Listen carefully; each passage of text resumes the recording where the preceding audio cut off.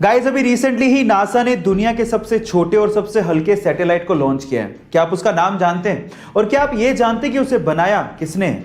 तो चलिए मैं आपको बताता हूं। दुनिया के सबसे छोटे और सबसे हल्के सैटेलाइट का नाम है कलाम सेट, जिसका नाम actually doctor APJ Abdul Kalam के नाम पर रखा गया है।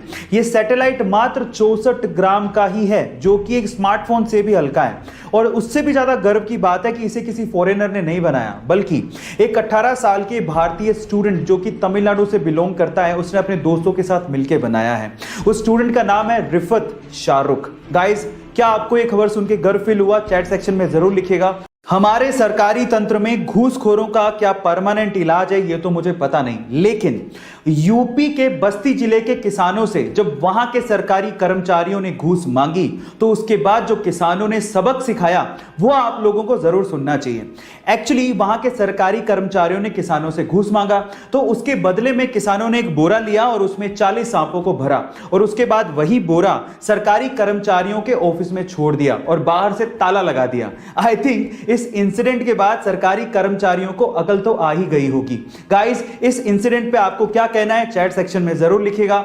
इस दुनिया में ऐसे बहुत सारे इन्वेंशन हुए हैं जो कि थे तो बहुत यूजफुल, लेकिन गलत हाथों में पड़ने की वजह से वो मिट्टी में मिल गए।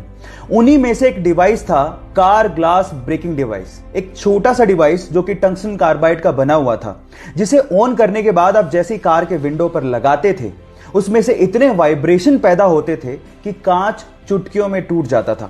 अब ये इमरजेंसी सिचुएशन में यूज करने के लिए बनाया गया था, ताकि इंसान कांच को तोड़ के तुरंत कार से बाहर आ सके। लेकिन इसका इस्तेमाल ज्यादातर चोर कार को चोरी करने में करने लगे, और उसके बाद इसका प्रोडक्शन बंद करना पड़ा। क्या मेरी तरह आपको भी ये लगता है कि ये डिवाइस अगर होता तो बहुत काम आ सकता था? चैट सेक्शन में लिखना मत भूलिएगा। गाइस, आज वर्ल्ड के बहुत सारे देश पोलियो बीमारी से मुक्त हो चुके हैं, जिसमें से एक हमारा देश भी है। लेकिन क्या आपको पता है कि पॉसिबल कैसे हुआ? यह पॉसिबल हुआ एक बंदे की महान सोच की वजह से। कैसे?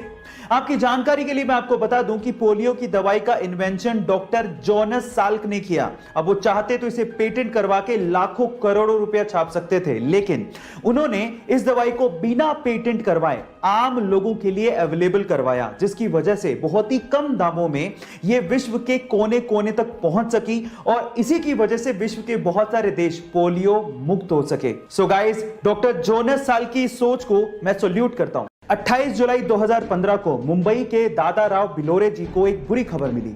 उन्होंने अपने इकलौते बेटे को बारिश के कारण सड़क पे बनने वाले गड्ढे में बाइक के साथ गिरने की वजह से खो दिया। अब वो ये नहीं चाहते थे कि ऐसे अब किसी की भी मौत हो, और इसके लिए उन्होंने बीएमसी में गड्ढों को भरने के लिए एप्लीकेशन लगाई, लेकिन उनकी एप्लीकेशन पे किसी ने कभी ध्यान ही नहीं दिया।